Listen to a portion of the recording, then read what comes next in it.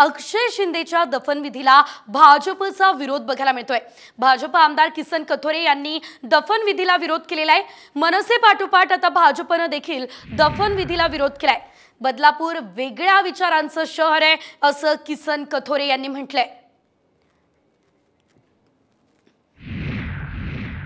हा आमच्या बदलापूरकरांना लागलेला कलंक आहे आणि बदलापूरकरांनी या कलंकाला परत त्या ठिकाणी गाडावं हे आमच्या बदलापूरकरांच्या कुठल्याही विचारात नाही। आणि जे झाले ते झाले आणि खरं म्हणजे विरोधी पक्षानेच मागणी केली होती का त्याला तातडीने फाशी द्या। आता विरोधी पक्ष ते बाजू घेतात। बदलापूरकरांच्या विचारामध्ये ते बसत नाही, कारण आमचं बदलापूर त्याच्यामुळेच खऱ्या अर्थाने बदनाम झाले। बदलापूर खूप चांगलं सुज्ञ शहर आहे आणि चांगल्या प्रकारचे नागरिक इथं राहतात, त्यामुळे आम्हाला ते मान्य नाही। तर अक्षय शिंदेचा मृतदेह दफन करण्यासाठी जागा उपलब्ध करून देणार ही माहिती राज्य सरकारने मुंबई हायकोर्टात दिली आहे। अक्षय शिंदेचा मृतदेह दफन करण्यासाठी जागा उपलब्ध करून देण्याचे आदेशच कोर्टाने सरकारला दिले। याशिवाय सोमवारपर्यंत अक्षयचा मृतदेह दफन करण्याचे आदेश कोर्टाने दिले। अक्षय शिंदेच्या वडिलांच्या याचिकेवरती सुनावणी करत असताना कोर्टाने हे आदेश दिले, तर कोर्टाच्या आदेशाचं पालन केलं जाणार आहे असं फडणवीसांनी सांगितलं।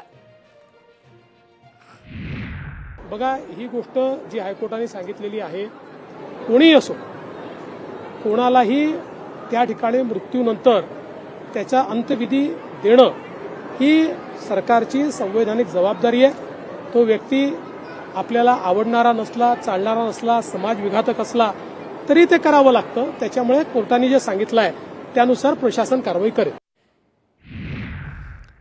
तर अक्षयच्या अंत्यसंस्कारावरून हायकोर्टात काय युक्तिवाद झाला आणि कोर्टाने सरकारला नेमके निर्देश काय दिले बघूयात। अक्षयचा मृतदेह दफन करण्यासाठी आई वडील जमिनीची मागणी करताय असं अक्षय शिंदेचे वकील म्हणाले। मृतदेह तसाच पडलाय, काहीतरी निर्णय घ्या असं सुद्धा वकिलांनी यावेळेस म्हटलं।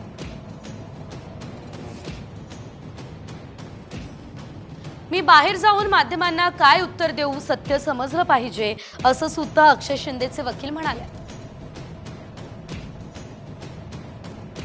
पोलीस तुम्हाला मृतदेह दफन करण्यासाठी जागा उपलब्ध करून देतील असं यावेळेस कोर्टाने म्हटलंय।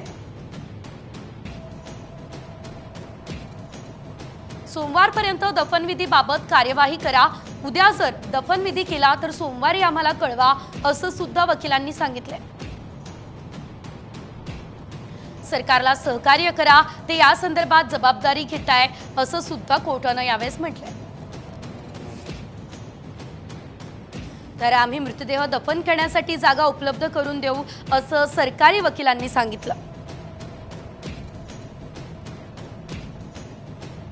राज्य सरकार अक्षय शिंदेच्या आई वडिलांना पूर्ण सहकार्य करते असं सुद्धा यावेळेस सरकारी वकील हितेन वेणुगावकर म्हणाले।